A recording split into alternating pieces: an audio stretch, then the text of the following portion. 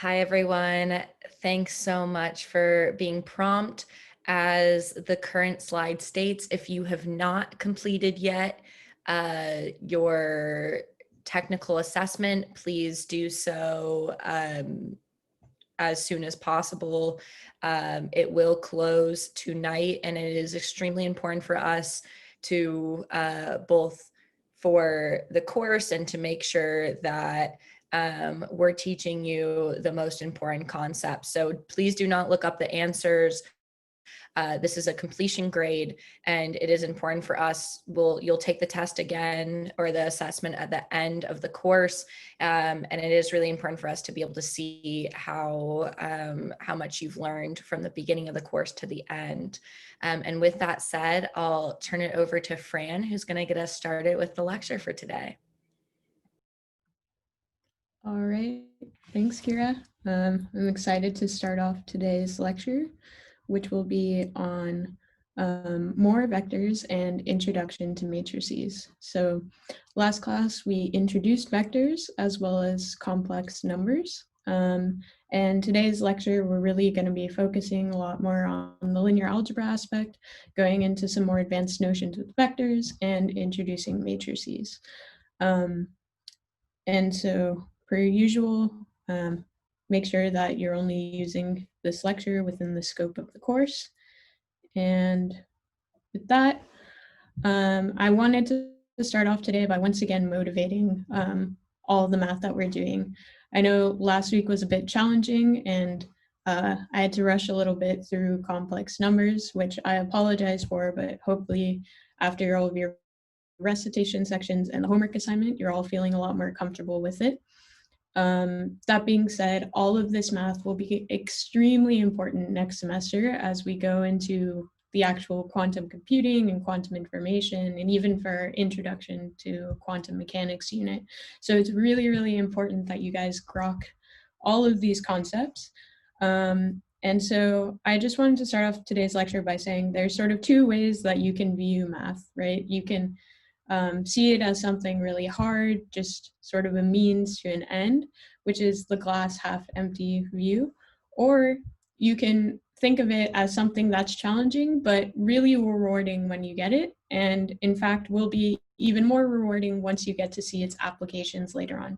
So I always say to try and take the glass half full approach. And as I emphasized last class, these will be hard topics for many of you. So just keep practicing, just keep trying, and I'm sure you'll all get it by the end of the semester as we move into quantum computing next semester. That being said, today is sort of our last lesson on fully math related concepts. Next week we'll be starting do an intro to probability unit, but following that, we'll actually be starting to get into mathematics for quantum mechanics and introducing all sorts of fun quantum mechanics notation. And you guys will really get to start applying things. So look forward to that. Brace yourself because the quantum is coming.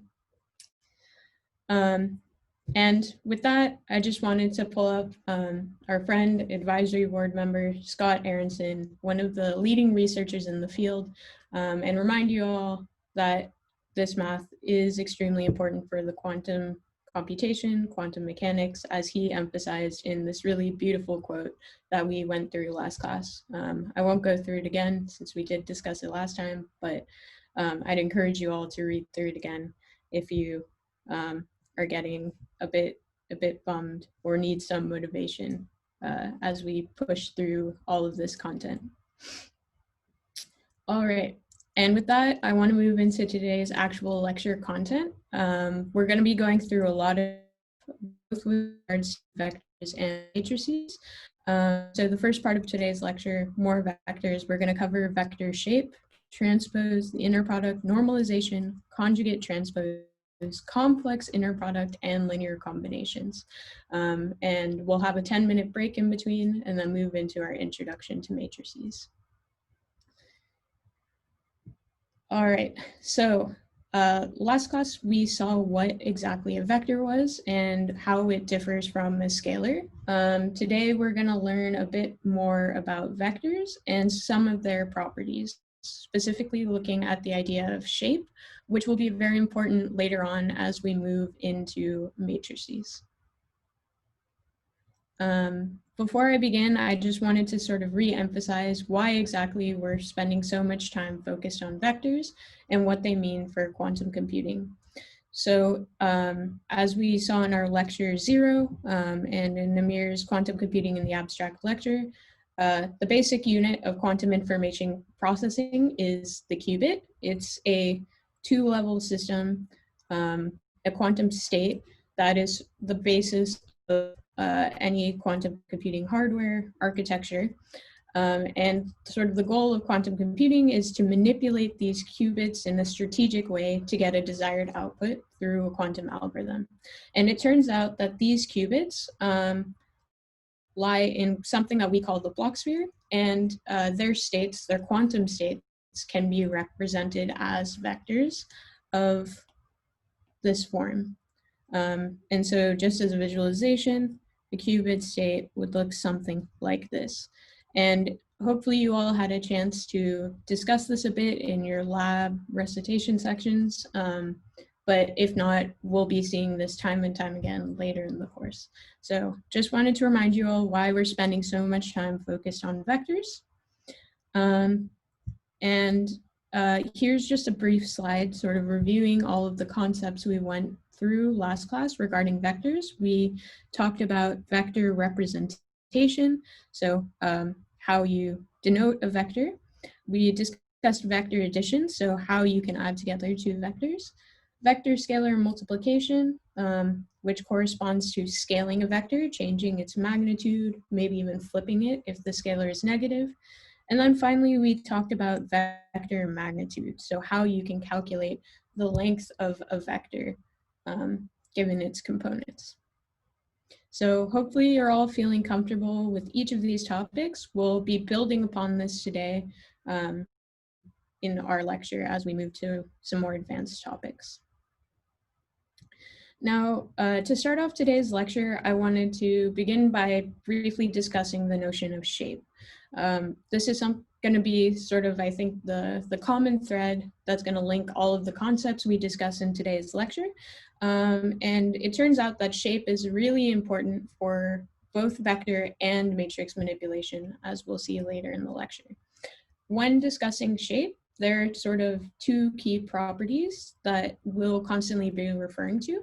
The first is the notion of a row, and the second is the notion of a column. And I know that this terminology, when you're using it all the time, you can sometimes forget, wait, which way does a row point versus a column? So I wanted to start off today's lecture by just giving you a mental image that you can keep in mind in case you ever forget. So for me personally, coming from Boston, having spent the last 4 years at MIT, I like to think back to MIT. Each year we would have our big head of the Charles boat race where MIT would race against Harvard. It was a lot of fun. And so whenever you hear the word row, you should think of rowers or a rowboat. They're moving sideways, horizontally, and that's the mental image you should have for a row. Meanwhile, for a column, you can think of the Greek columns. Those point vertically, up, down, and yeah, that's the mental image you can have for a column. I specifically think of the columns underneath the MIT dome. And if you'd like, of course, you can come up with your own analogies for rows and columns that might be a bit more close to home for you. All right, so now that we know what shape is, it's kind of at a high level, we have our mental images of rows and columns. Let's define the shape of a vector. So in the last class, we always wrote vectors in this representation here. We would always stack the components on top of one another. And it turns out that when you write a vector this way, it's called a column vector. And that's again because they're stacked vertically in a column. However, that's not the only way to write a vector. It turns out that there's another way called a row vector, in which instead of writing all of the items from top to bottom, we actually write them from side to side. And so the only difference between these two representations is the shape. And so vector shape is defined to be the number of rows by the number of columns. So when we have a column vector, if there's n elements in the vector, we say that it has a shape of n by 1. Since there's n rows, but then only one column. Meanwhile, for a row vector, if it has m elements, we say that it is 1 by m because it has one row, but m different columns. Hopefully that's pretty clear, but of course, we're going to have some practice to check your understanding. So try and go through and say what the shape is of each of these vectors. And I think Gabby will put up a poll just so I can know when you all are finished. Give a shot at it. And if you don't know, that's okay, mark it.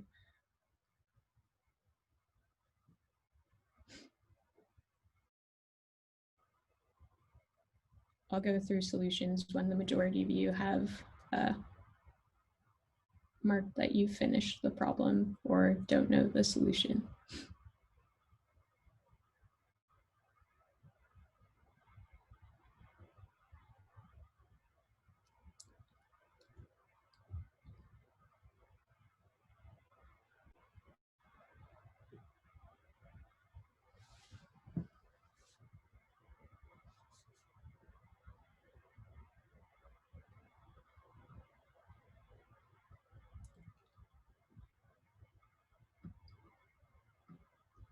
All right, it seems like most of you had a chance to give it a shot. I'll quickly go through all of the solutions now. So for the vector A, there's 2 rows and 1 column. So we say that it's 2 by 1. Meanwhile, for vector D, there's 4 rows and again, 1 column. So it's 4 by 1. For vector B, there's only 1 row, but then 3 columns. So it's 1 by 3. For C, there's only 1 element. This one's a bit tricky. So it's just 1 by 1, 1 row and 1 column. Meanwhile, for vector E, we have 1 row and then 5 columns. So it's 1 by 5. Hopefully that's pretty intuitive. And now we'll move on to the notion of a vector transpose. So the transpose is basically the mathematical operation for allowing us to switch our vectors from being column vectors to row vectors. If we start off with the column vector v, then its transpose, which is denoted by putting this little t above our vector sign v, is simply the row version of the original vector v. Now notice that the original vector v had n elements. The transpose also has n elements. All of the elements are preserved. We're basically just changing the orientation.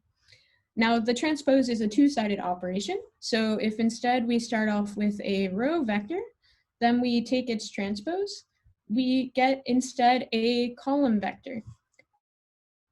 Once again, all of the elements are preserved. The only thing that's changing is the orientation.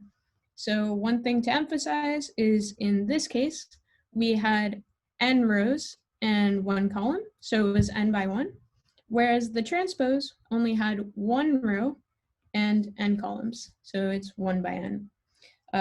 Whereas meanwhile, for W, we started off with 1 row and n columns, but then its transpose became n rows and 1 column.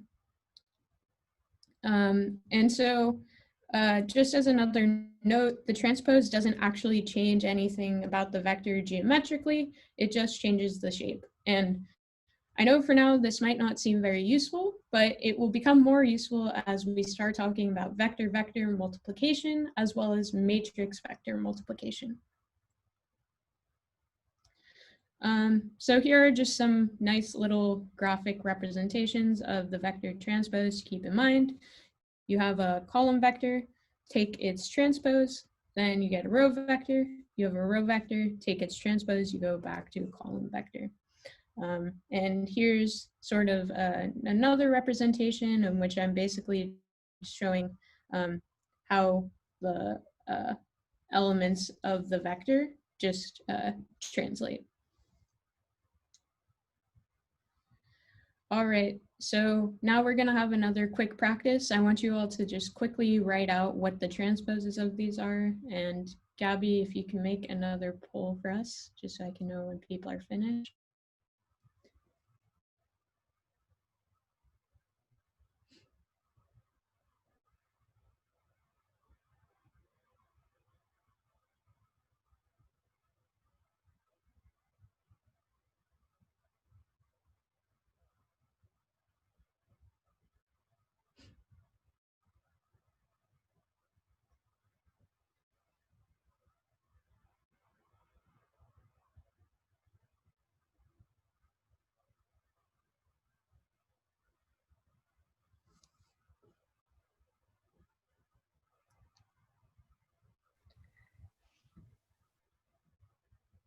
All right, it seems like a majority of you have finished, so we'll move to the solutions. So for our vector A, we had originally 2 rows and 1 column, whereas its transpose this time had 1 row, 2 columns.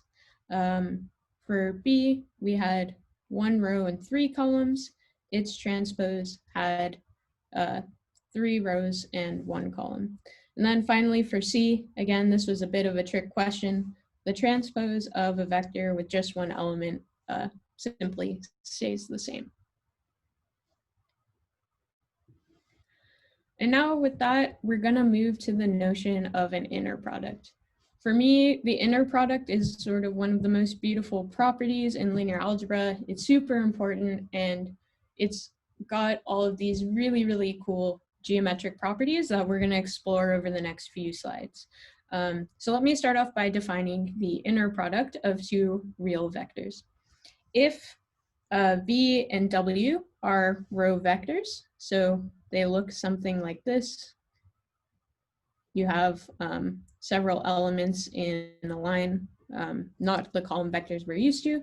Then it's denoted by this. It's the multiplication between a vector V and its the transpose of the second vector. And essentially what this boils down to is a summation of the corresponding components of the 2 vectors multiplied by each other. So just to write that out a bit more nicely, if you had V and W, each with 3 components, this would be V1, W1 plus V2, W2 plus V3, W3. And we'll work through some examples of this algebra, so don't worry if this still seems a bit confusing, but I just wanted to quickly talk at a high level about all of the different nice properties of an inner product that we'll be going through in the next few slides. So to start off with, the inner product is a vector by vector to scalar mapping. So all this means is that it takes as input 2 vectors and gives us back a singular scalar as output.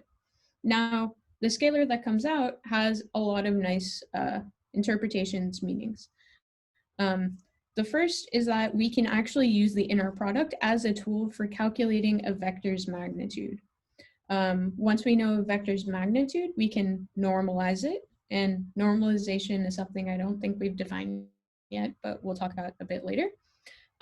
It's also a tool for geometrically comparing vectors. Essentially, it allows us to determine vector orthogonality, which is something very important. And we'll discuss all of these in a bit. The last main thing I wanted to say about the inner product before we move on is that depending on the context, for example, if you go and read other textbooks, you might also hear the inner product referred to as the dot product, because it's sometimes written in this form, V dot W, whereas for right now, we're using this notation with little brackets. Or you could also call it a scalar product. And the reason why it's called a scalar product is because it maps two vectors to a scalar. So this is a really, really important tool, and hopefully by the end of this lecture, you'll come out appreciating the inner product just as much as I do. So to start off, I wanted to sort of work through the derivation for why the inner product takes two vectors and gives out a scalar. That seems a bit unintuitive, right? So let's start by defining vector v as v1, v2, v3, as w1, w2, w3. And so I know in the expression here, I wrote it as VW transpose. This was in the case of having two row vectors.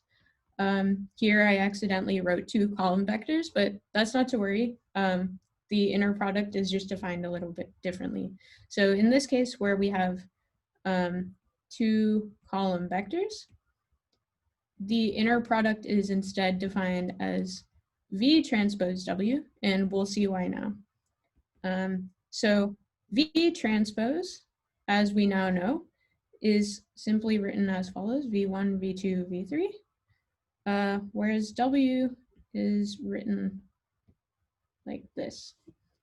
So if we take the vector multiplication of this, essentially all we have to do is match corresponding elements. So V1 is going to get multiplied by W1, V2 will be multiplied by W2, and V3 will be multiplied by W3.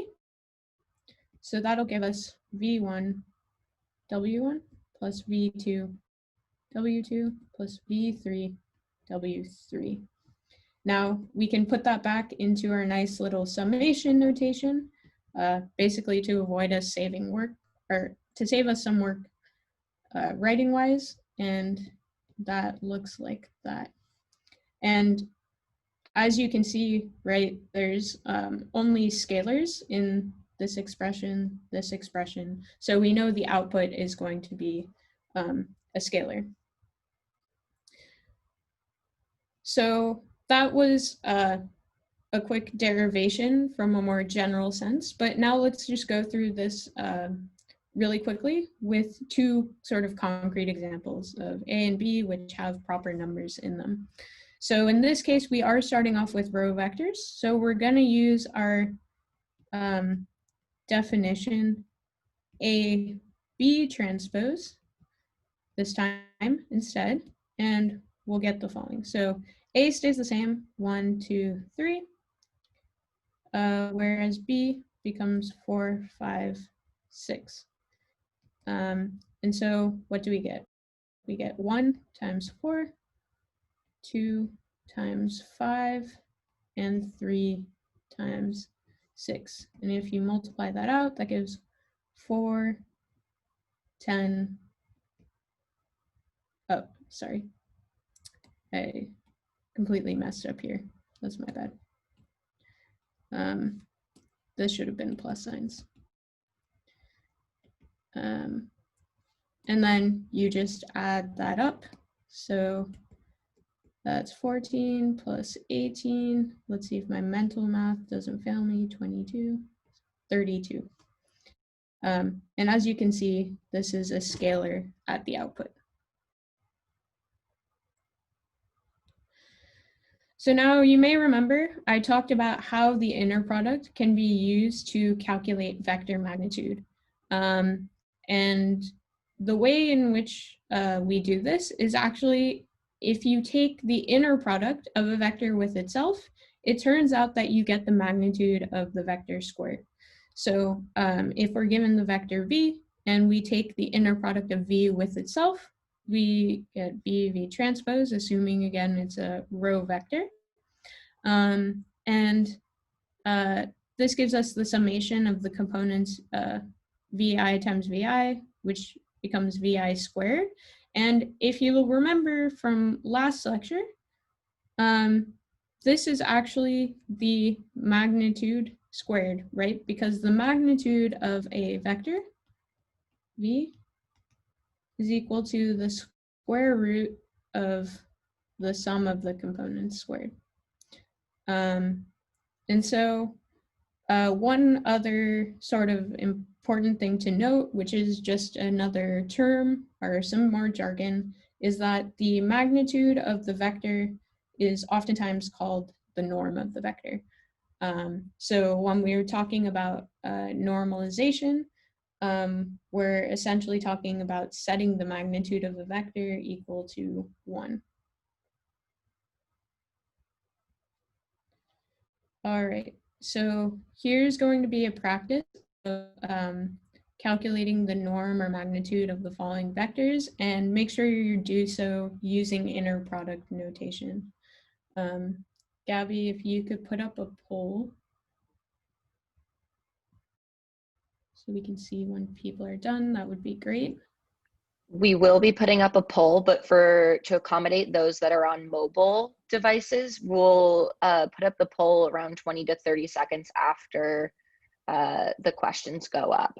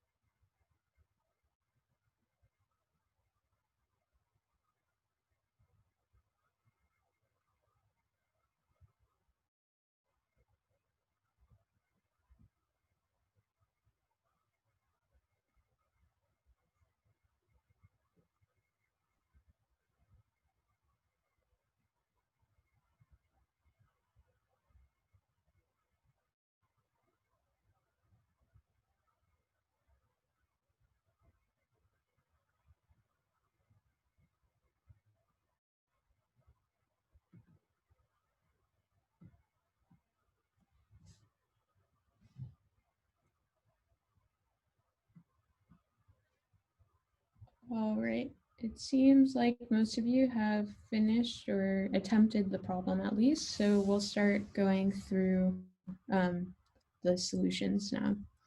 So for the vector v, in order to calculate its magnitude, remember that's just the square root of the inner product. In this case, since we're working with a column vector, we denote it as v transpose v. And the inner product simply gives us the squared components of the vector, right? Because we would have 1, 2, 3 times 1, 2, 3. So the 1 would be multiplied by the 1, the 2 would be multiplied by the 2, and the 3 would be multiplied by the 3, and then sum them all together. And then this gives us a scalar as the output. Now with W, it's a very similar thing. The only difference here was that this time we were working with the row vector, W times W transpose. Now the sort of fun thing about this one was that our normalization or our norm or magnitude ended up being the value 1. And as we'll see later on, in quantum mechanics, we like our vectors and their norms generally to sum to 1 because we work with things called probability amplitudes, and the sum of those squared should be equal to 1 because our probability should sum to 1. If that didn't make any sense to you, no worries, but this is an important example for later on. All right, so I know we're going through a lot, But now we're going to talk through another key property of the inner product, which is the concept of vector normalization. So as I referred to briefly before, we can use the inner product to calculate the vector magnitude, this value here. And so we're going to define a new term, which is saying that a vector is normalized if it has a magnitude of 1. So usually we refer to a normalized vector as a unit vector. And this is very important. We like to have unit vectors with magnitude 1 because, as I just briefly mentioned with referring to quantum mechanics, we want our probabilities to sum to 1. So let's quickly work through an example. So let's define the vector v equals 1, 2. So we can calculate the magnitude of this vector, v, which is equal to square root of v transpose v, which is equal to square root of 1 plus 2 square root of 1 plus 4, square root of 5. So given that we now have this as the magnitude of the vector v, if we wanted to normalize the vector v, so turn v into a unit vector, all we have to do is simply divide v by v hat. So that would give us the vector 1 over square root of 5 and 2 over square root of 5. Now, let's quickly double check that that worked, right? If, let's call this vector w now. So if w is now a normalized vector, we would expect that if we take the magnitude of w, right, that it would give us a quantity of 1. And let's double check that. So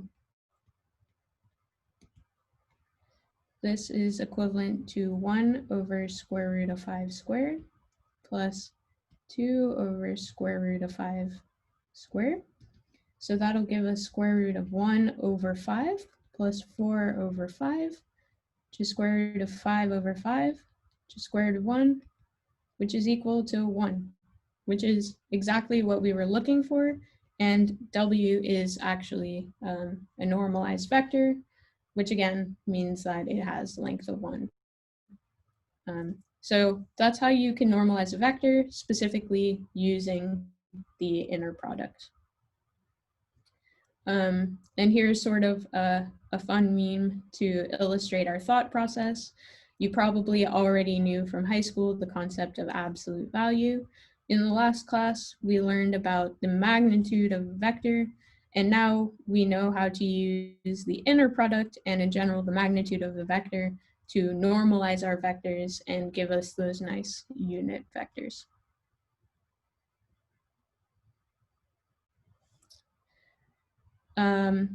We actually just did an example like this, so I think I will skip over this slide for now and let you guys take a crack at it. So in this problem, I want you to state whether or not the following vector is normalized, and if not, what is the normalized form of the vector? So we'll wait for the poll to come up and give you guys some time to work on this.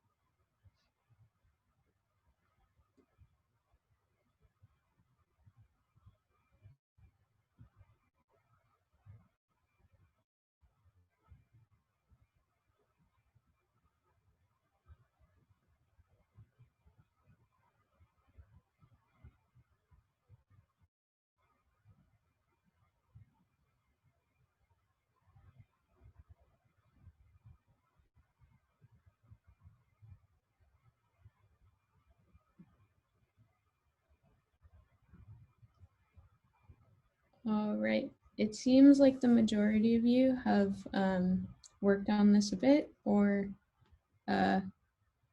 and seem to have a solution. So let's quickly just go through things. All right. So we started off with the vector v, which is equal to 2, 3. And as we've done many times already, we calculated the inner product, which is simply just the sum of the components squared, since we're taking the inner product of v with itself. And this gave us out the scalar square root of 13. Since the square root of 13 is not equal to 1, we know that the vector v is not normalized. However, calculating out the normalized vector is pretty simple. We just go through and take the components of v and divide them by our calculated magnitude square root of 13. And as we showed before, if we set this equal to a vector w, then we will see that this vector w will have a magnitude equal to 1. All right, so now is when we get to sort of the really, really cool part of the inner product, and which I think is sort of the most fun and informative part of the inner product, which is its geometric meaning. So geometrically, the inner product has another meaning, which is that it allows us to find the angle theta between our two vectors. So if we're taking the inner product between the vectors x and y, it will allow us to calculate this angle theta, assuming that we know what the magnitudes are of x and y. And that's represented in this first equation here. So by taking the inner product of x and y and then dividing by each of their magnitudes, if we take the inverse cosine of that, we get out the angle theta between the two. And what's one neat thing to remember, right? Well, the magnitudes of x and y are also just inner products themselves. So by taking a lot of different inner products, we can figure out the angle between the two vectors. Alternatively, if we know the magnitude and angle between two vectors, we can calculate out their inner product directly from that information. So this is a really, really cool property of the inner product and is actually super important because it means that the inner product is a tool for allowing us to geometrically compare two vectors. And there are a few very important cases of this where the inner product has very well-defined values. So we're gonna start off by assuming that our two vectors, x and y, are unit vectors. Remember, this just means that the magnitudes of x and y are equal to 1, which means that our equation from the previous slide, if both of these become 1, then we just get that the inner product is actually equal to the cosine theta, which with theta being the angle between our vectors. So what does this mean? Well, if our vectors are parallel to each other, right, this is the case in which theta is equal to 0. So that means that the inner product between x and y is equal to cosine of theta, which is equal to cosine of 0, which is simply just 1. So that means if our vectors are parallel, they have inner product of 1. Now, if our vectors are orthogonal, this means that theta is equal to pi over 2, right? Which means that our inner product is equal to cosine of pi over 2, which means that it's equal to 0. So we get this. And now, finally, if our vectors are anti-parallel, meaning they're pointing in I guess they're parallel with each other, but pointing in opposite directions. This means that our angle theta between them is pi, which means that their product cosine pi is equal to -1. And so these are a few directions which are really important to keep in mind. Orthogonality, or basically whether our vectors are perpendicular to each other, meaning they have that nice 90-degree angle between them, is something very important for us to know. And sort of a way that you can think about this, right, is if the vectors are the most similar to each other, they have a value of 1.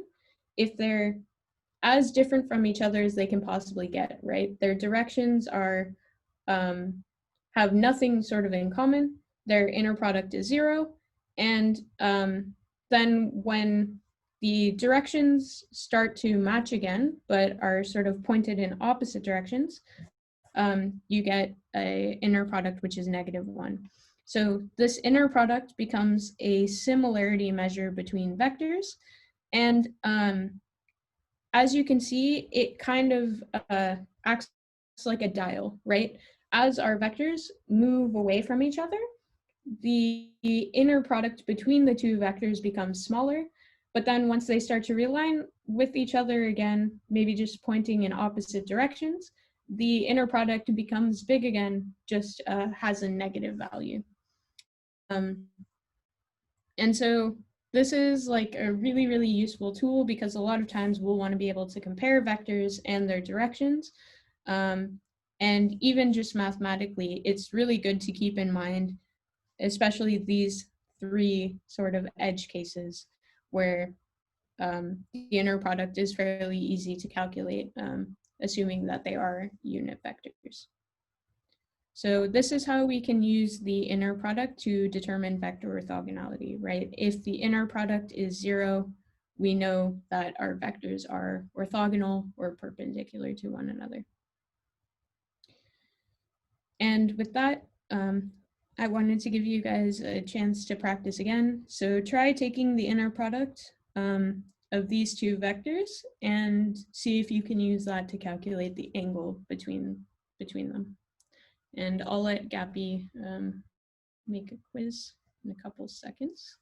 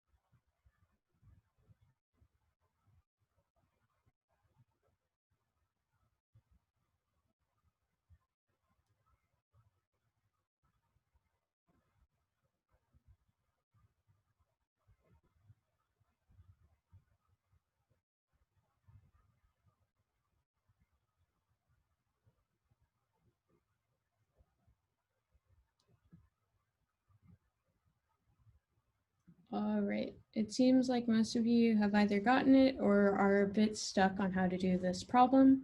So let's work through it really quickly. So we have the vectors v and w, And we want to start off by calculating out their inner product. This is something we've seen a few times, so let's work through it. The inner product of V and W, in this case, since we're working with row vectors, V, W transpose, 1, 0 times 0, 1. We multiply the 1 by the 0, 0 times 1.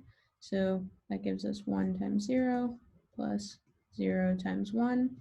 And we see, right, that this cancels out, both are 0. So we actually get that the inner product between V and W is equal to 0. Now remember what we were talking about before, right? If two vectors are parallel, meaning the angle theta between them is 0, we should get that their inner product is equal to 1. Meanwhile, if two vectors are orthogonal, then their angle theta between them pi over 2, and the inner product should be equal to 0. Here, we found that the inner product was equal to 0, right? So that means that these two vectors should be orthogonal to one another, and the angle between them, theta, is equal to pi over 2. And from our previous equation, right, where we said that the inner product is equal to cosine cosine of theta, or theta is equal to cosine inverse VW, the cosine inverse of 0, which is in fact just pi over 2. So that's one way to check this. Another way we can check this is actually just by going and simply plotting out the vectors, right? So if we go to our nice XY Cartesian coordinate plane, we have 0 at the origin, we have 1 and 1. Then our vectors will be, so V has an X component of 1 and a Y component of 0. So this will be our vector V. Meanwhile, W has an X component of 0 and a Y component of 1. So W looks like this. And geometrically, we've also checked, right, that our two vectors are orthogonal to one another. So hopefully that's clear, a bit intuitive, and you got to see both the algebra and the geometric interpretation of the inner product. All right, and so with that, we've been going a lot through the inner product. We saw the inner product as an application of the transpose, but now comes the question that I think I've even been seeing some of you ask in the Q&A, which is what happens if we want to take the transpose of a vector with complex numbers in it. And it turns out that we can define the transpose in a special way for complex numbers, which is defined like this. So if we want to define a special version of the transpose for complex vectors, we usually call it the conjugate transpose, because in addition to taking the transpose, we also take the complex conjugate of all of the elements in the vector. And the conjugate transpose is differentiated from the standard transpose by using this dagger symbol instead of a T symbol. So let's just work through a very quick example. So let's imagine we define the vector W, which is equal to 3 to the negative I theta, and then let's say 4 plus 2I.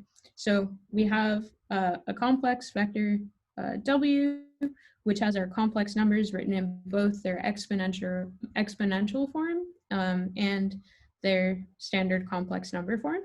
So now if we want to take the complex or the conjugate transpose of W, which is again denoted by this dagger that's not a T, we would write it as follows. So this would be 3e to the I theta, where this is positive, right? Because the complex conjugate of a complex number in the Euler form is simply of the sign.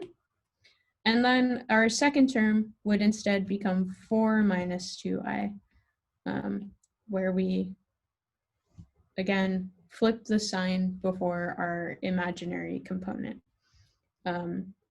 So yeah, it's very similar to the transpose. Again, the only difference is that we are taking this complex conjugate in addition to transposing.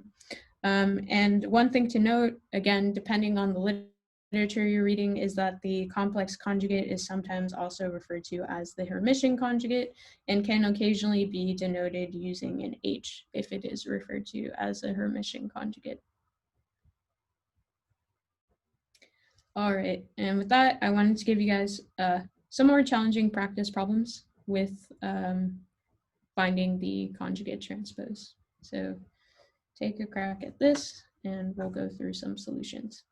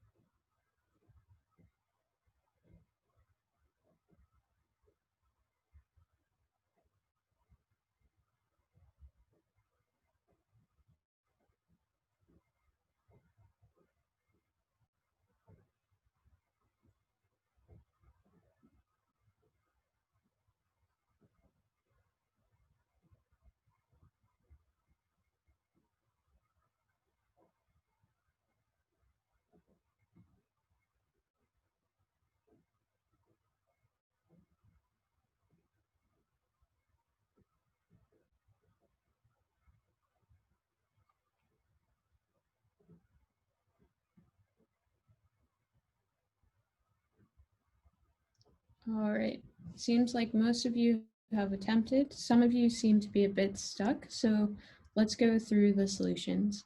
And I guess one question that I saw pop up in the Q&A, which I probably didn't do a good job of explaining, is a bit of notational change from last time. When I wrote this star here, this is the same thing as before when we had a complex number and we would draw a bar over it to denote complex conjugate. Occasionally, the complex conjugate is also just denoted as this star notation. It makes it a bit easier when we have this vector symbol instead of writing like a bar over a vector. We instead just write the vector star. But that was a good question. And now let's move to the solutions of our quantum practice. So we started off by just transposing our vectors. So in the case of vector A, we started off with a column vector and we got a row vector. Now, if we go through and look at our components, right, we're seeing the first imaginary number of A was positive. Now we switched it to a negative. Then we had a negative, switched it to a positive. Remember that in our complex exponential, we flip this conjugate by flipping the sign here. And the same thing here, we had a negative and it became positive. So that's how you take the complex conjugate of A. Now for B, we were starting off with the row vector. And in this case, it might have been a little bit more tricky because it was just a real and imaginary numbers, right? So if you have a real number, real number just stays the same since there's no complex component to it, or no imaginary component to it.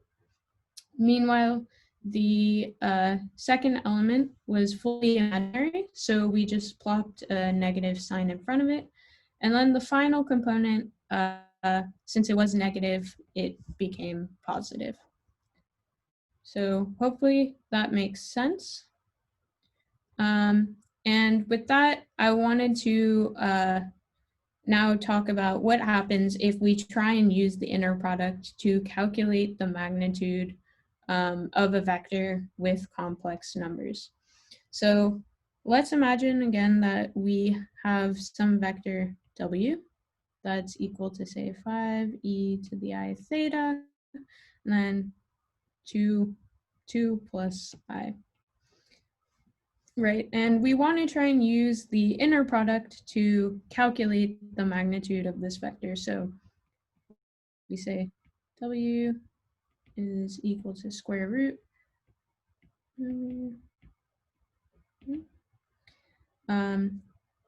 So that would give us the square root, and then we would just be taking the squared components, right? So that would be 5e to the I theta squared plus 2 plus I squared.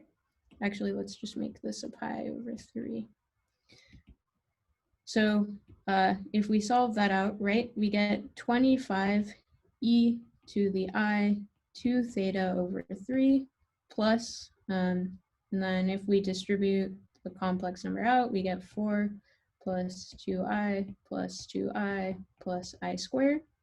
Now, if we go and we simplify that a bit, we get 25 e to the I 2 theta over 3 plus, and remember, I squared, that just becomes -1.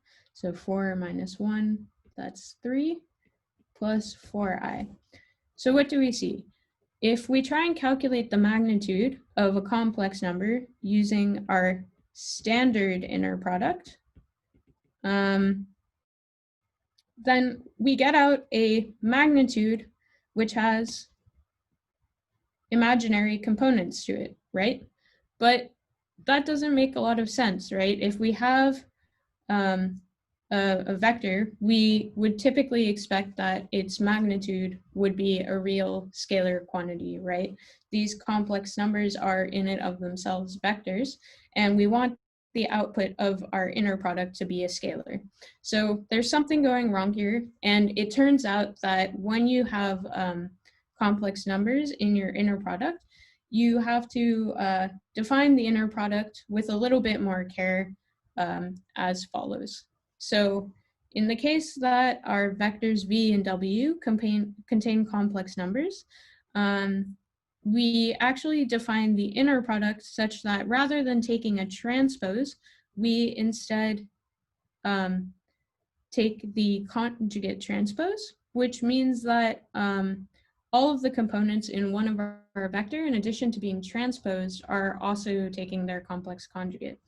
And the reason why we do that is that then, how do we define w? So if w is equal to 5 e to the I theta over 3, 2 plus I. So now if we instead use this definition of inner product, right, get w, w, w, dagger, w. And so what does this mean? This means that now we'll be multiplying 5e to the negative I theta over 3, 2 minus I times 5 e to the I theta over 3, 2 plus I. And then if we do our vector multiplication out, we'll see that we get vi negative theta over 3 e to the I theta over 3 plus 2 minus I, 2 plus I. But what do we see, right? The two exponentials here are going to cancel out, right? Because you have a negative and a positive. So this will just become 5 times 5. And then over here, we'll get 4 minus 2i plus 2i minus I squared. Remembering again that this just becomes -1. We see that these negative and positives are going to cancel. So then we get out 25 plus 4 plus 1 is 25 plus 5 equal to 30. And we see nicely that we get out a purely real quantity, which means that then our vector magnitude, W, which is equal to the square root of this quantity, is simply square root of 30, which is a desired real value. So that's why for when we have vectors which have complex numbers in them, we have to be a bit careful when we're doing inner products and taking transposes. So hopefully that's clear. And in our discussion of vectors today, we have one final concept unrelated from the inner product that I wanted to go through and discuss, which is more of a notational definition. It's not really anything new, but this is a set of terminology you're going to be hearing a lot throughout the course, which is the linear combination. So if we're given a set of items, a linear combination is really simple. It's just an addition of those terms multiplied by scalar coefficients. So what do I mean by this? For example, we could talk about a fruit salad as a linear combination of fruits, right? This fruit salad has 6 strawberries in it, 10 grapes in it, maybe 6 blueberries in it, and so forth. So we have 6s plus 10g plus 6b. This is a linear combination because we just have a scalar coefficient being multiplied by each of the terms, which are then being summed with each other. So nothing too crazy, nothing too fancy, more just a definition than anything. So what does this mean for our vectors? Well, in the case of vectors, a linear combination is basically just pulling together what we talked about last class. We're just taking scalar, multiplying them by vectors, and then performing vector addition. And this can be written in a nice summation form. But to get sort of a concrete example of this, I guess in the last class, we defined the two sort of basis vectors, right? X hat and Y hat. And we said that any vector, right, in the 2D Cartesian coordinate plane can actually be defined as a combination of these two vectors multiplied by scalar coefficients. Well, it turns out that any vector v can be expressed as a linear combination of x hat and y hat. So, for example, if v is equal to 5, 4, that's equal to 5 times x hat plus 4 times y hat, which is 5, 1, 0 plus 4, 0, 1, right? So again, nothing complicated happening here, just a notational, or I guess a definition of a new term. But I wanted to make sure I told you guys about this before we move into next lecture, because as it turns out, in quantum mechanics, quantum computing, we're going to be working a lot with linear combinations, because quantum states, when they are superpositions, they are simply a linear combination of other quantum states. So in our lecture 0, we spent some time talking about the Schrodinger cat example, where there's a 50% chance that your cat's alive, 50% chance that it's dead. And it turns out that the quantum state of the cat is just a linear combination of the alive state and the dead state. So this is pretty cool. You'll see linear combinations all the time. They're pretty fundamental in linear algebra. And with that, that concludes our discussion on vectors for today. Here's sort of a summary of everything we talked about in the last hour. So we quickly covered vector shape. We discussed conjugation. Oh, this shouldn't be complex conjugation. This should be conjugate transpose, which is just the generalization, right, of the typical transpose, but when you have complex numbers. We also talked a lot about the inner product, right? And here we have the extended definition, right, with the dagger in it, which is when you have complex vectors. But we define the inner product both algebraically as well as geometrically, right? Specifically talking about the cases in which our vectors are parallel and orthogonal. Remember, when our vectors are orthogonal, our inner product is 0, whereas when they're parallel, it's 1. When they're anti-parallel, -1. Those are important quantities to remember.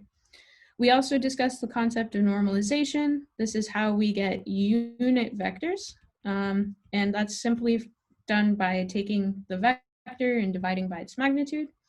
And then finally, we introduced the notion of a linear combination, which is simply just additions and multiplication of vectors, or more generally can be quantum states, can be fruits in your fruit salad, whatever it may be. And with that, we will take a quick 10-minute break before we move into our intro to matrices. So I guess come back at, what time is it on the East Coast? It should be 3:07, so come back at 3:17.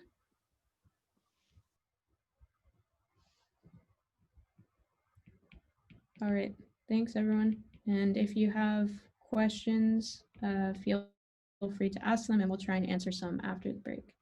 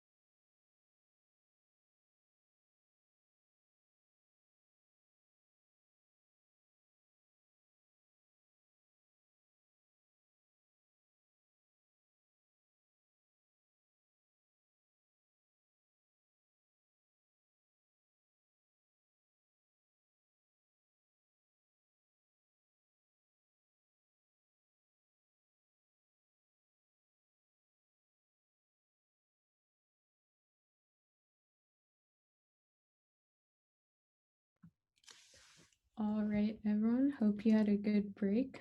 We have a lot of content to cover today, so I'm going to hop right back into it. Before we move into matrices, I just wanted to spend a bit of time answering some different questions that we got during the break. So one of the first questions that we got is, do vectors have to have the same length for the inner product?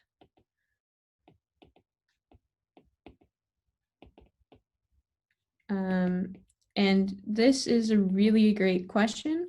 And the answer is yes, yes, and yes.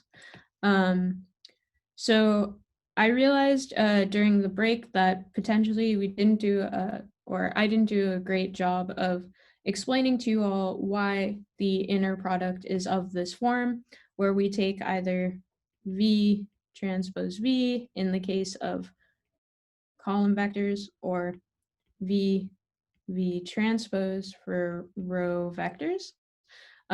Hopefully you'll get a bit more intuition for this now as we move into matrices, where it will become more clear. But the reason is that we always wanted our vectors to be in this form where the width, or the number of columns in our first vector, corresponded to the number of rows in our second vector. Essentially, we're performing a transformation that takes a vector of length 1 by n and another vector of shape n by 1.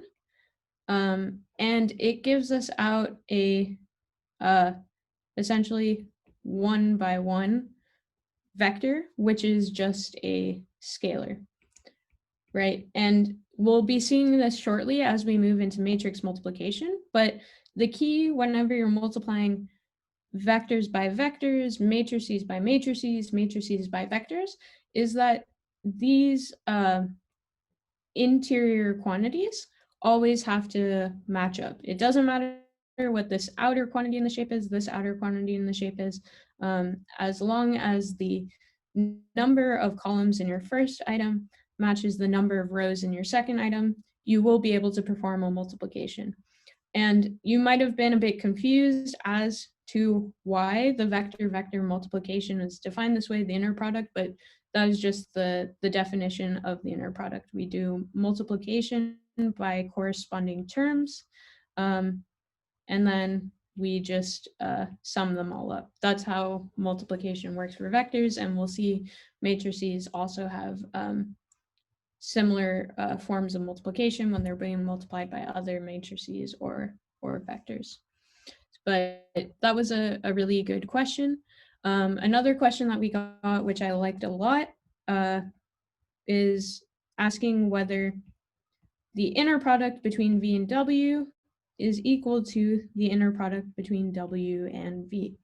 Now, this is a really great question, and it turns out that if V and W are real, so they aren't complex, the answer is yes. And we can see that, right, because it's just a summation of the components. If, for example, we're taking the inner product between A and B, it's just a summation, oops, I don't know why I wrote n, of I equals 1 to n.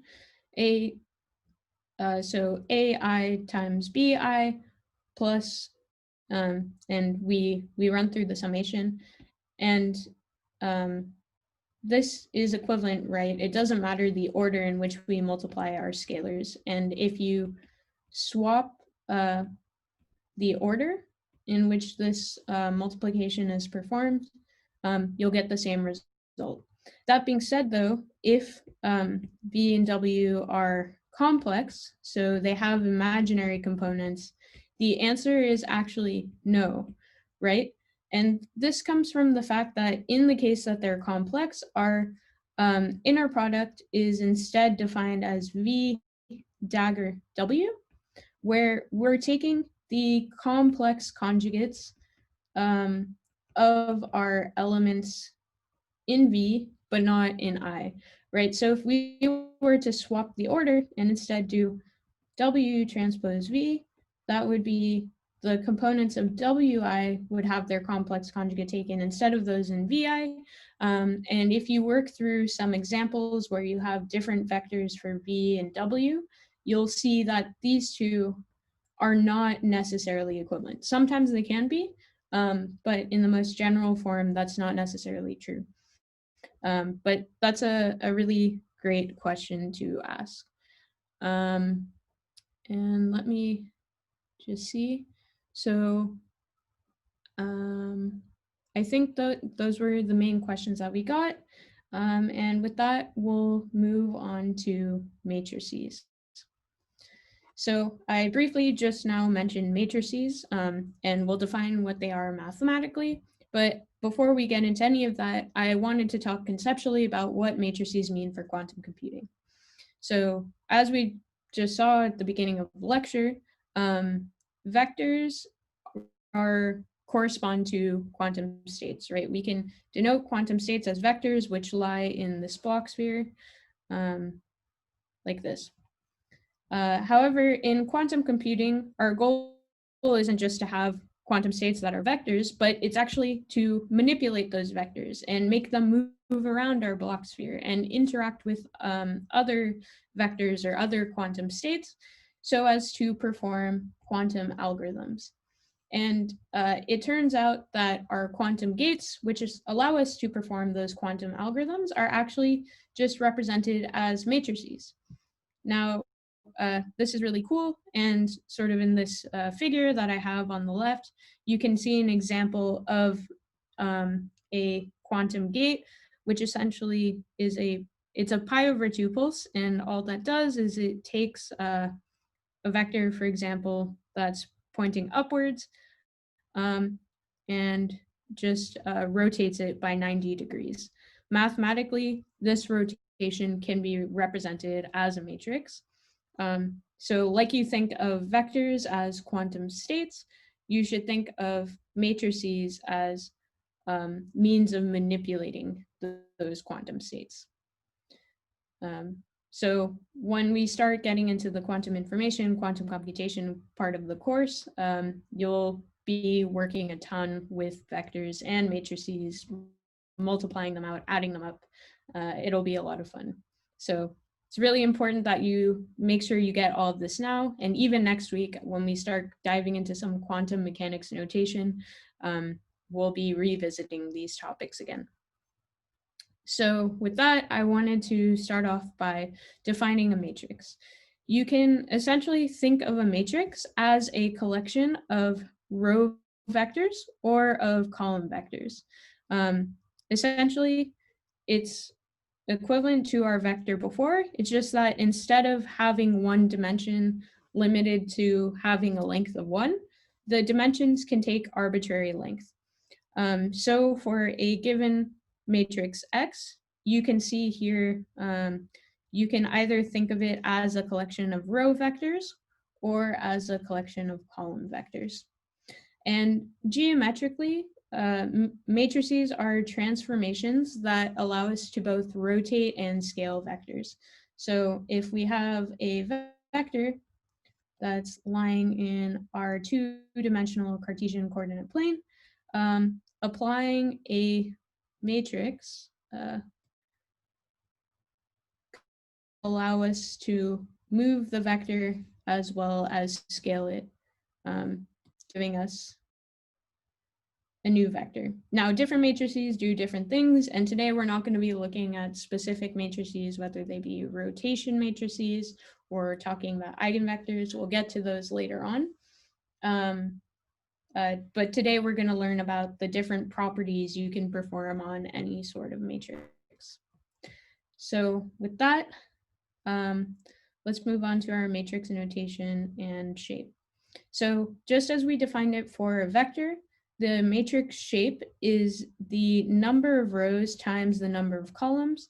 But in this case, once again, the number of rows and the number of columns are not limited to be one. So we could have, typically we say it's an m by n or n by n matrix.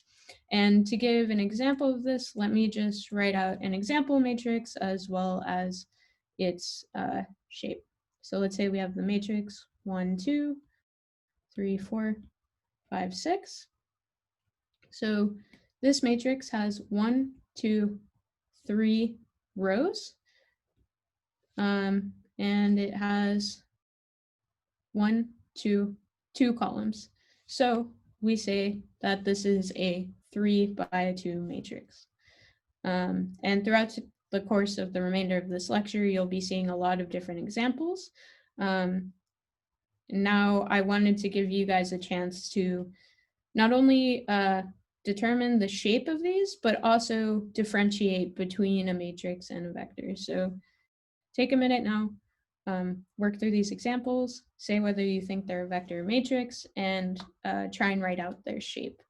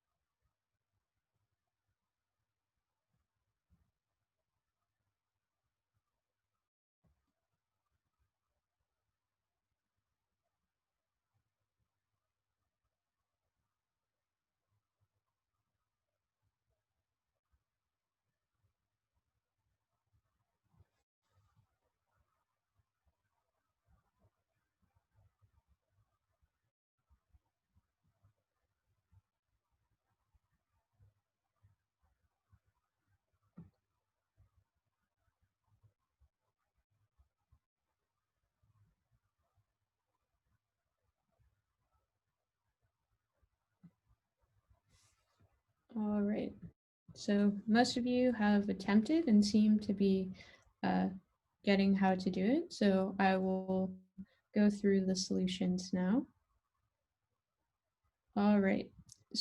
So in the case of this first one, we have a matrix, right? Because both of the dimensions are greater than 1.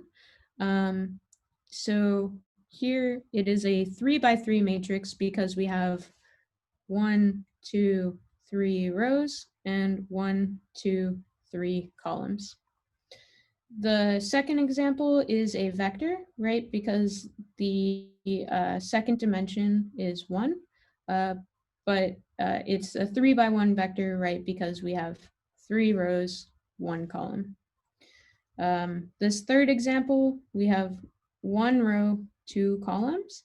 And since this first dimension is 1, it's a vector. And for the fourth example, it's a matrix because neither of the dimensions is 1, but we see that we have 1, 2, 3, 4 rows and 1, 2 columns. So it's a 4 by 2 matrix. Remembering again, key thing to remember is that we define the shape as the number of rows by the number of columns, right? All right, so hopefully you guys are getting really good at telling the shape of matrices and vectors. And now I want to move on to what was kind of the main reason that people actually started thinking about linear algebra to begin with. So we talked about the inner product and all of these nice geometric interpretations of the vector, but people actually first became interested in linear algebra because they had really large systems of linear equations that they wanted to solve.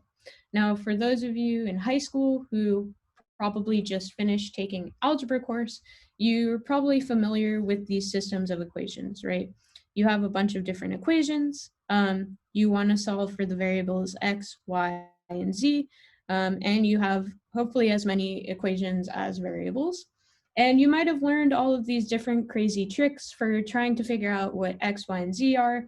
Like maybe you'll multiply one equation by some scalar. For example, multiply this whole equation by 2 so that this coefficient will become 4, and you can cancel out the y's and then solve for z.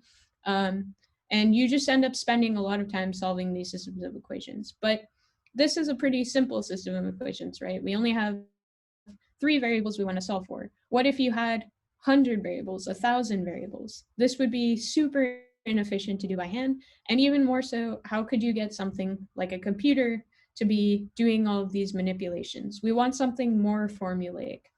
And it turns out that the formulaic solution to solving systems of equations comes from using vectors and matrices. So linear algebra was originally devised as sort of a means of efficiently solving linear systems of equations. And then people ended up finding out that it had all these neat applications to things like engineering, quantum mechanics. So that's a little bit of history. And over the course of this second half of the lecture, we will see how you can solve a linear system of equations using matrices and vectors. So here's an example of this system of equations in matrix vector form. And on the next slide, we'll see exactly why we use this representation. So let's get some practice now of writing a system of equations in matrix vector form. The way that we do so is as follows. So we start off by defining a 3 by 3 matrix, since our system of equation has 3 different variables. It has x, y, and z. Our vector will be x, y, z, and this will be equivalent to some other vector 1, -3, 4. We'll see why this is the case in a bit when we get into matrix vector multiplication, but for now, just take my word for it. Now, the way that we go about populating this is we essentially just look at the different coefficients in the system of linear equations. So in our first equation, we see that we have a 7 in front of the x, so we'll write a 7 here. We have an 8 in front of the y, and a 0 in front of the z. So that will be the first row of our matrix. In our second equation, we see that we have 0 in front of x, -4 in front of y, 10 in front of z. And in our final equation, we have a 1 in front of x, 2 in front of y, and a 1 in front of z. So this is how we express a system of equations in matrix vector form. And by the end of this lecture, we'll see why this is the case and actually how we can go about solving such a system of equations. But I just wanted to give you an example of how you could write it out beforehand. Now with that, let's start moving into the properties of matrices themselves. And the equations for these can look a bit scary in the general form, so let's just start off by working through a simple example. Imagine we have 2 matrices A. The first one is 1, 2, 3, 4, and the second one is just 1, 1, 1, 2, let's say. If we want to add the matrix A to the matrix B, we simply just sum the components component-wise. So the components will be the first component of A plus the first component of B, the second component of A plus the second component of B, third component of A plus the third component of B, fourth component of A plus the fourth component of B. And we see that gives us 2, 3, 4, 6. So that's how you sum these specific matrices, A and B, make sure to note, right, that A and B are of the same dimension. You cannot add matrices that are different dimensions, right, because the components won't match. This is very similar to the vector-vector addition we saw last week. So now in its general form, which looks a bit more daunting, but is literally just the same thing, you just take the different components, corresponding components, and sum them up. And you do that for all of the different entries in the matrices. And once again, this very important note, you can only add matrices of the same shape. All right, so now, well, let's do a quick practice. Just quickly go through, try and sum these matrices. And for one, it might be the case that it's not possible to add them. So if you don't think it's possible, that is an option.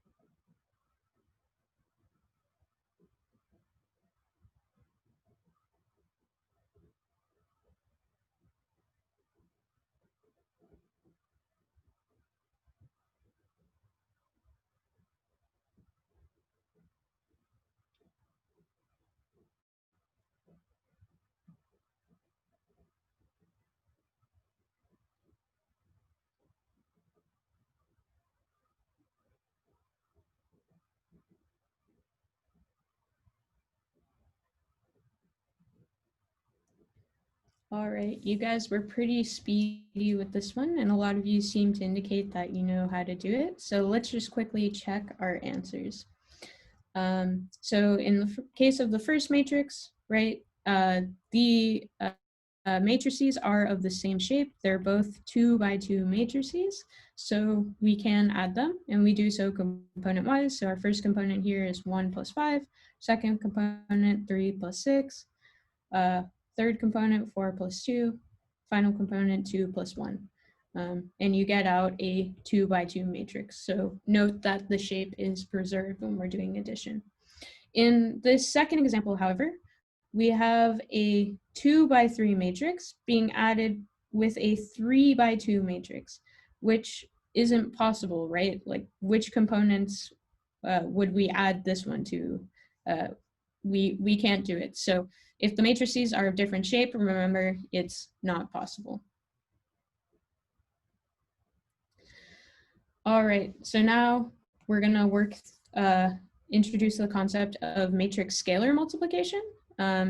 This is very similar again to scalar vector multiplication. Essentially, if you have some scalar, let's say for example, we have the scalar 2, and we have the matrix A equals 1, 2, 3, 4. Then our matrix scalar multiplication simply just involves component-wise multiplication of the scalar by all the components of A. So we have C times A, that's equal to, then we have 2 times 1, 2 times 2, 2 times 3, 2 times 4.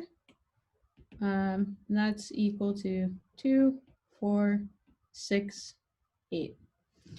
So here we don't have to be concerned with shape, right? Because a scalar can be multiplied by a matrix of any size. And just remember again that it is component-wise multiplication. Every component of A gets multiplied by the scalar. And the shape of the matrix does not change in this process. So here's the general equation. Just remember taking C and you're multiplying it by every component of the matrix. I think this should be a bit, hopefully this is okay, and we won't do any practice since you've already had practice of scalar vector multiplication, and it's very similar. Instead, we'll spend more time focused now on matrix vector multiplication. So matrix vector multiplication, we have to take note again of our notions of shape. You can only multiply a matrix and a vector if the shapes align. And what do we mean by this? If you have an n by m matrix, it can only be multiplied by then a vector that is m by 1. Or alternatively, if you have a 1 by k dimensional vector, you can only multiply it by a k by n dimensional matrix. Remember that the interior components have to align, and hopefully you'll see why in this example. So let's say we have the vector a equals 1, 2, 3, 4. Again, I guess this is my new favorite matrix. And then we have the vector, let's say we just have the vector 1, 0. So if we want to multiply these two, we have AV. This is 1, 2, 3, 4 times 1, 0. How can we go about defining multiplication? Well, if we think of A, right, as being comprised of a set of row vectors, we can essentially treat this as the row vectors being multiplied by a column vector. So what does this look like? We'll multiply the corresponding components and then sum according to each row. So we'll have 1 times 1 plus 2 times 0 for the top entry. And then we'll have 3 times 1 plus 4 times 0 for the bottom entry. And so that gives us 1 plus 0, 3 plus 0, which just gives us 1, 3. So this is an example of matrix vector multiplication. Remember again that you can only multiply if they have the shape, the interior's dimensions align. And this makes sense, right? Because if we are multiplying component-wise, the number of components, the number of columns has to match the number of rows and vectors so that every entry in a column of matrix A can be multiplied by an entry in a column or in a row of our vector V. So here's a more generalized form of this expression. I know it can seem a bit daunting and there's kind of a lot going on here, but sort of just to reiterate, again, we'll usually be multiplying A by a vector V or X, and remember, think of A as a set of row vectors that we're then each individually multiplying by a vector. And remember, right, that this corresponds to an inner product. So we can think essentially of a matrix vector multiplication as just being a set of inner products of the row vectors of A with the column vector X. Each of these entries is a scalar. So you also should keep track of shape, right? And when I took linear algebra, that was the big thing the professor always emphasized to me. When you're doing out multiplications, it can be tricky at first. So a good sanity check is making sure your dimensions cancel out. You can cancel out these interior dimensions, and the product of your multiplication should then just become the number of rows of your first item by the number of columns of your second item. So from that, matrix multiplication is very similar. It's an extension of matrix vector multiplication, and we'll see how. So imagine we have our same vector A, or sorry, our same matrix A, and we now define the matrix B, 1, 2, 0, 1. If we want to multiply A by B, 1, 2, 3, 4, 1, 2, 0, 1. We once again will think of A as being a set of row vectors, but instead now we'll think of B as being a set of column vectors. And essentially all we're going to be doing is taking a bunch of inner products of corresponding row vectors with corresponding column vectors to get our different entries. So let's work through this example to see exactly what I mean. So to find the first entry of AB, we'll take 1 times 1 plus 2 times 0, right? 1, 1, 2, 0. For the second entry, we'll do the same thing, but now looking at the second column of B. So it'll be 1, 2 plus 2 times 1. For this bottommost entry here, we'll now look at the bottommost and bottommost column or row of A and leftmost column of B. So that'll be 3 times 1 plus 4 times 0. And then finally, to get this bottommost entry of our final matrix, we'll again look at the bottom row of A, but now look at the second column of B. So that's 3 times 2 plus 4 times 1. And you can solve that out. 1 plus 0, 2 plus 2, 3 plus 0, 6 plus 4. So that'll give you 1, 4, 3, 10. And so the key thing to note here again was we started with a 2 by 2 matrix A, and we multiplied it by a 2 by 2 matrix B. And remembering our rule, right, that the inner dimensions cancel out, we expect our output to be a 2 by 2 matrix. And what did we get? We did get a 2 by 2 matrix. That's pretty cool, right? And again, I think the easiest way to think about all of this is just a set of inner products. To find the first entry of AB, we took an inner product between the first row vector of A and the first column vector of B. To find the second entry, we took an inner product between the first row of A and the second column of B, and so forth. And that's what we're showing here in this big equation, right? Each of the entries just corresponds to an inner product between rows of A and the columns of B.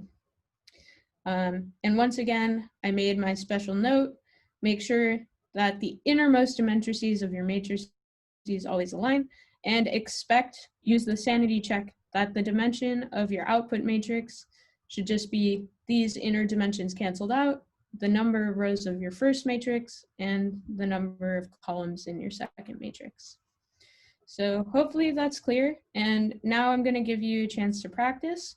In this case, I don't want you to actually go and perform all of these multiplications. I just want you to say if it is possible to multiply these matrices and or vectors, and if it is possible, say what you think the shape of the resultant matrix or vector will be.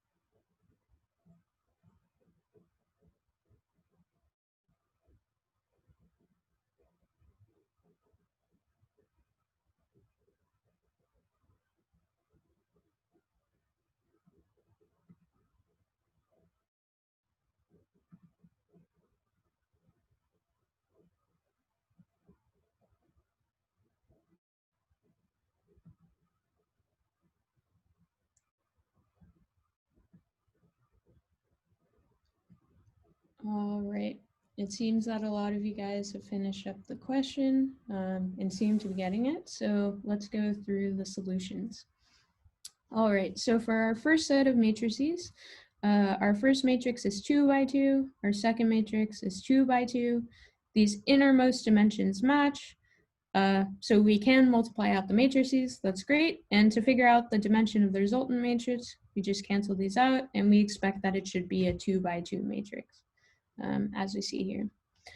For our second example, we have a 2 by 2 matrix and a 2 by 1 vector, right? 2 rows, 1 column. Since these inner dimensions match, we can cancel them out and we expect to get a 2 by 1 vector out. So note that if you multiply a matrix by a vector, you get out a vector. If you multiply a matrix by a matrix, you get out a matrix. Now, this third one was a bit tricky. We had a 2 by 1 vector, which we tried to multiply by a 2 by 2 matrix. Now, you can see that this won't work, right? Because the innermost dimensions here don't match. So it's not possible. In the fourth example, though, instead, we had a 1 by 2 vector and a 2 by 2 matrix, right? Remember, 1 row, 2 columns. Since these innermost dimensions match, we can cancel them out and expect to get out a 1 by 2 vector. In this fifth example, we had a 2 by 3 matrix and a 3 by 2 matrix. Now, since the innermost dimensions match, we can cancel them out and we expect to get out a 2 by 2 matrix. So that's pretty cool, right? We had a 2 by 3 matrix and a 3 by 2 matrix, but we get out a 2 by 2 matrix. So sometimes it can be a bit unintuitive what the output is, but remember, just keep track of your shapes and use your sanity checks. Now, this final example was a bit tricky. We had a 3 by 3 matrix and a 2 by 3 matrix. These innermost dimensions don't match up, so it's not possible to multiply these out. So hopefully that was a lot of practice. I'm sure you'll see more on your homework. But with that, I just wanted to work through another example of matrix-matrix multiplication to leave you guys on a strong note. So let's this time instead define a matrix A, which is 1, 0, 2, 3, 1, 1, and another matrix B, which is 1, 0, 0, 1, 1, 0. Now, we know that we can multiply the matrices A, B, right? Because this is a 2 by 3 matrix, this is 3 by 2. These innermost dimensions match, and if we cancel those out, we expect our output to be 2 by 2. So now let's actually multiply them out and see what we get. Remember, for our first matrix A, we look at the rows. For our second matrix B, we look at the columns.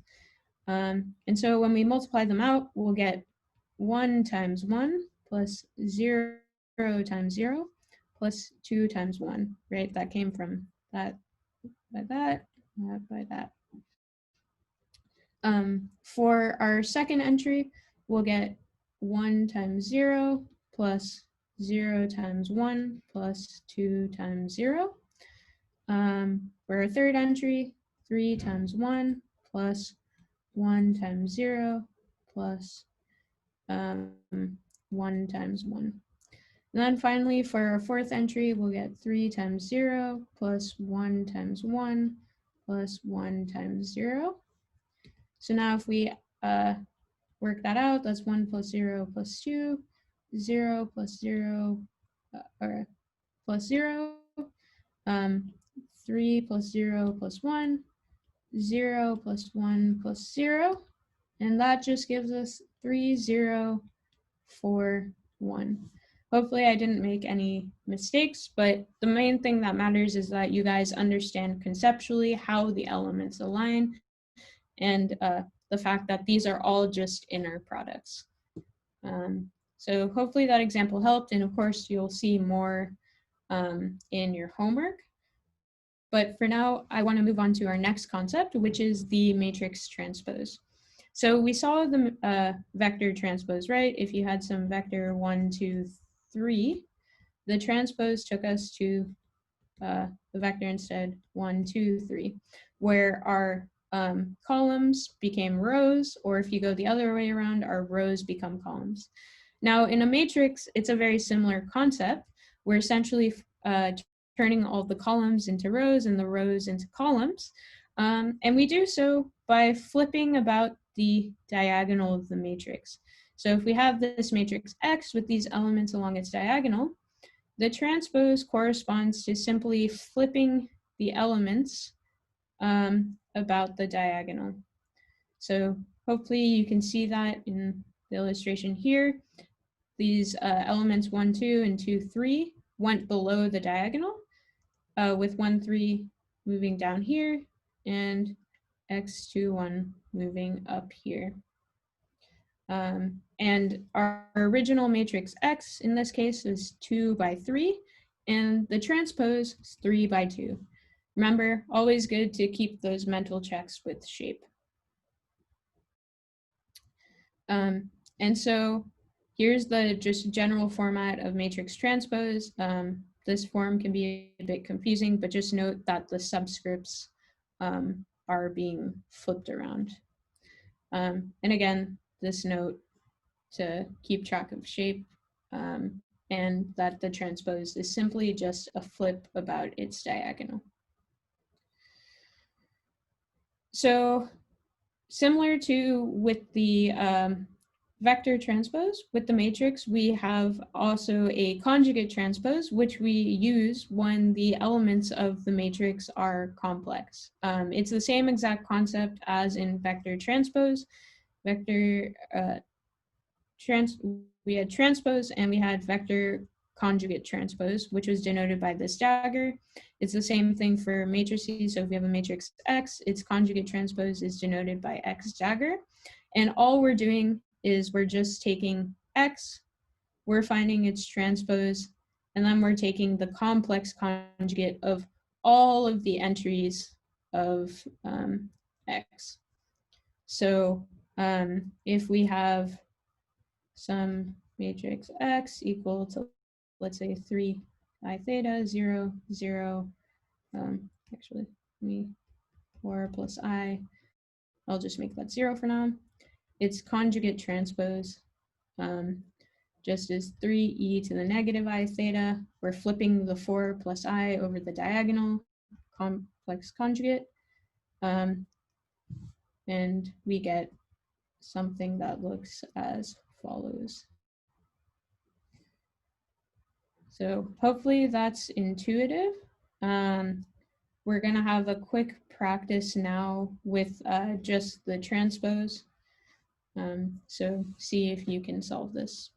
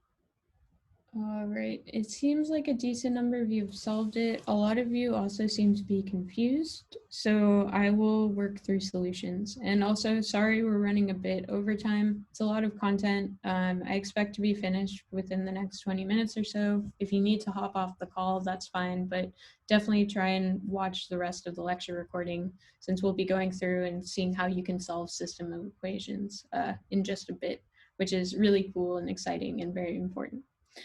So to go back to this example, let's just start off by writing these expressions out. So let's start by taking the transpose of x, right? That gives us 1, 0, 2, 0, 1, 1. I'm just flipping it about. And our other one remains the same. So remember again, rows, columns, we multiply that out. And remember, this is a 2 by 3 matrix and a 3 by 2 matrix. These inner dimensions should cancel out. We expect to get a 2 by 2 matrix as output. So let's see if that happens. We should have 1 times 1 plus 2 times 2 plus 0 times 0. 1 times 0 plus 2 times 1 plus 0 times 1. And then we have 0 times 1 plus 2 times 1 plus 1 times 0. And we have 0 times 0 plus 1 times 1 plus 1 times 1. And we see that this matrix does in fact have 4 entries, 1 plus 4, 2, 2, 1 plus 1. So that should be 5, 2, 2, 2, assuming I didn't make any dumb calculation errors. So now let's move to our second example where we have x times x transpose.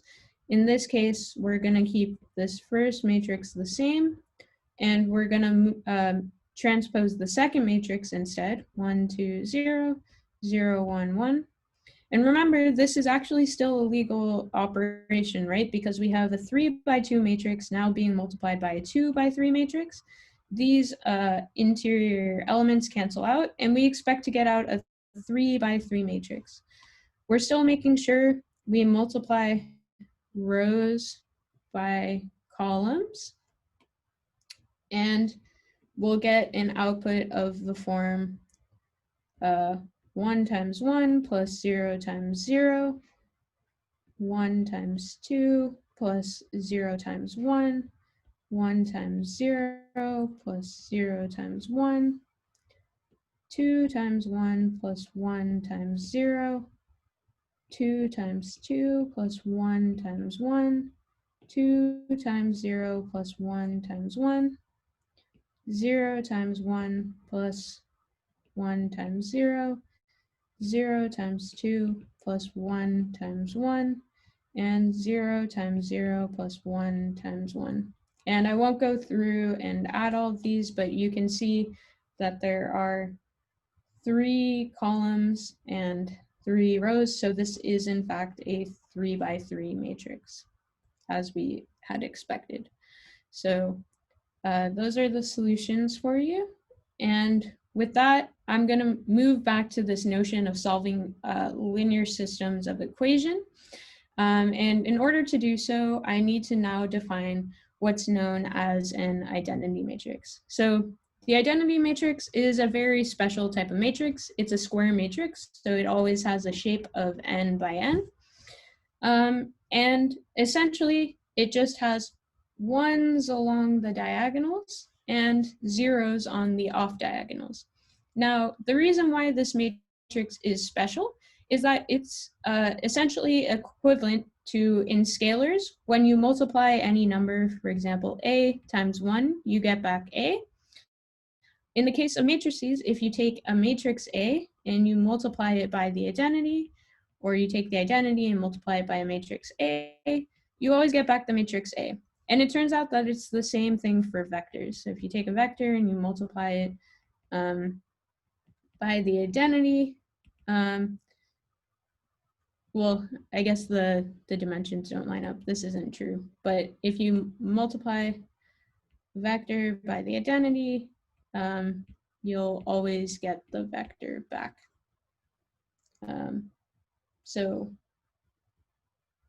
yeah, this is a typo because the shapes here don't actually make sense. So I guess ignore this, and yeah, we'll just write this as x times I, or if you have I times y, that gives you back y. So multiplication by the identity matrix is analogous to scalar multiplication by 1. And this is really important for the following reason. So imagine that we have some matrix X, and there existed some matrix X to the power of -1, such that when we multiply X times X to the -1, or when we multiply X to the -1 times X, we just get out the identity. This means that X to the -1 is the inverse of X. This is a definition we've created. And this is important for solving system of equations, which we'll see soon. But one sort of important thing that I wanted to note is that many matrices actually do not have inverses. And this depends on their shape, the elements in them. This is a whole topic of study in linear algebra, which we won't have time to get into in this class, whether matrices do or don't have inverses. We also don't have time to teach you the different techniques for finding a matrix inverse. There's a lot of different ones. There's reduced row echelon form, there's QR decomposition. If you take a linear algebra class later on, you'll learn this. But for now, we're just going to use the fact that if you go on your computer, you type out like matrix inverse calculator, your computer will be able to calculate a matrix inverse much better and faster than you can. So we're just going to rely on computers to invert matrices for us. If you are given a 2x2 matrix, it turns out that there's a really easy equation for solving for its inverse, which I've written out here. You don't need to memorize this though. It just can be a handy equation if you don't want to look it up on your computer. But this is how you calculate a matrix inverse. And now we're going to see why exactly this is so important. So I'm going to work through a few examples in which I show you how you can solve for vector x by utilizing the matrix inverse. So in this first expression, we have a times x equals b plus c, and we want to solve for the vector x. So what we can do is multiply both sides of the equation by the matrix inverse. And what that gives us is A inverse A times X is equal to A inverse times B plus C. But remember, right, that the inverse times A is just the identity. So that just gives us that X is equal to A inverse times B plus C. We can do the same thing in the second equation. Let's start by multiplying both sides of the equation just by A inverse. That'll give us A inverse A, B x hat equal to C. These cancel out to be the identity. Oh, I forgot to write A inverse. So now we have B x equals A inverse times C. Let's now multiply both sides of the equation by B inverse. And that'll give us B inverse B times X is equal to B inverse A inverse C. Remember, these again cancel out to the identity, so we're just left with X equal B inverse A inverse C. For the sake of time, I won't go through all the steps for the second one, but just write out the solution. So here, we can solve for X by taking F and multiplying by D inverse, but on the opposite side, right? Since we have multiply by d inverse here so that these will cancel out. And then here you have quite a few steps that you need to perform. Maybe I'll leave this as a bonus one for you guys to work on yourself, and I'll write up the solution after the lecture so you can come back and check it. But for now, I just want to conclude the lecture by explaining, going back to our original example of linear system of equation, showing how you can solve a system of equation using this matrix inverse technique. So we started off by claiming that you could represent a system of equations using the following form. Why is this the case? Well, now that we know what matrix vector multiplication is, if we were to try and sort of determine the equality of this, we could go through and actually perform out the vector, the matrix vector multiplication, and we get right that we would have x minus 3y plus z is the first element, 3x minus 4y plus z, and then we have 2y minus z should be equal to 2, 0, 1. And if we now look between these, we see that this is essentially the system of equations. It's just in a vector form. So this is why we can use this form to represent a system of equations. Now let's just discuss how you can actually go about solving for x, or the vector x, which contains all of our different variables. And it goes as follows. So we have a x equals b. Now that we know about our nice matrix inverse, we can simply just simply multiply by a inverse, right? Multiply by it on both sides. We see that these a inverses cancel out to be the identity, so we get that x should just be a inverse b. And so I think, nope, I didn't write it out, but I can't off the top of my head tell you guys what the inverse of this matrix is, but essentially in this case, if we were then looking to solve for x, y, z, we would just take a inverse and multiply it by the vector 2, 0, 1. Remember, since a inverse is a 3 by 3 matrix, and b is a 3 by 1 matrix, this is a legal operation. The interior elements of the shape cancel out, and we should get out a 3 by 1 vector, which gives us our values of x, y, and z. So with that, we now have a very systematic formula way of solving linear systems of equations, which was the original proposition of linear algebra. And that concludes our main introduction to linear algebra for this course. That being said, I know many of you are probably eager to learn more, and you definitely all should take a linear algebra course when you get to college. Linear algebra is super key for every science engineering discipline, and for quantum computing in particular. But in the meantime, if you're really eager to study or learn more, I super highly recommend either of these books by Gilbert Strang. This was the book that I used at MIT, that a lot of the classes are based on there. It's really great. Strang actually just this summer published a simpler, more approachable book, Linear Algebra for Everyone, which is also really great. And if you want access to open source lecture videos, I would highly recommend going to MIT OCW, looking up course number 1806, specifically for years when Strang was lecturing. And you can find a lot of really great videos there.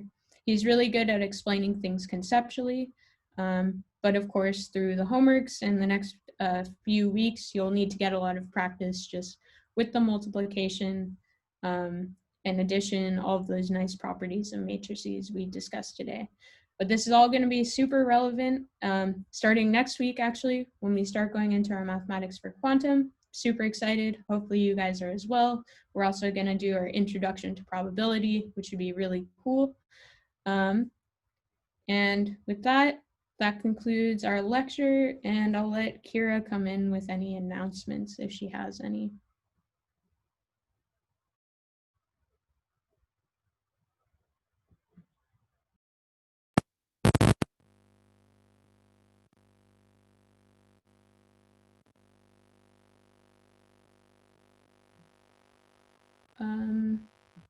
Kira, I don't know if you're there. Can't hear anything on your end. Can you hear me now? Yeah. Okay, sorry, it's my headphones. Thanks, Fran, so much for the great lecture. I just have a few quick announcements. Your technical pre-assessment and homework 3 is due tonight, I believe at 11:59 p.m. Eastern time. The technical assessment, please make sure you complete it. There is a 40-minute limit on the assessment, so be aware of that. Additionally, do not look up the answers to the assessment. This is just a way for us to be able to gauge as you go throughout the course how you're doing with the material. We will have you take another assessment at the end of the course. Also, Gabby has posted, but you can now on LinkedIn actually add the coding school as an educational institution, and you can also you can add the coding school as an institution. There also is a way to add the certificate at the end of the course, which will provide more details about. This was feedback that we had gotten, and we wanted to make sure that we were being responsive, so that is now available. And we have 2 ways that you can help us out. One is we are asking students, whoever would like to participate, to submit a video and send that over to us. The video, we'll send over information on Discord about this, but it's just a short video saying hello and who you are. We'll compile, a number of students who submit these videos and put it on our social media and online. We would love, again, as many students as possible to participate, as well as we're going to start introducing a focus group to get a small number of students together and twice each semester and check in and see, what are we doing really well and what are things that we can work on. We want to make this course as amazing as possible. And so we definitely want to hear back from you. That will also be posted on Discord. You can sign up. Like I said, we'll be taking a small number of students for this, but we'll definitely be having ways that you can share your feedback regardless. So thank you all again, and we will see you in your labs this week.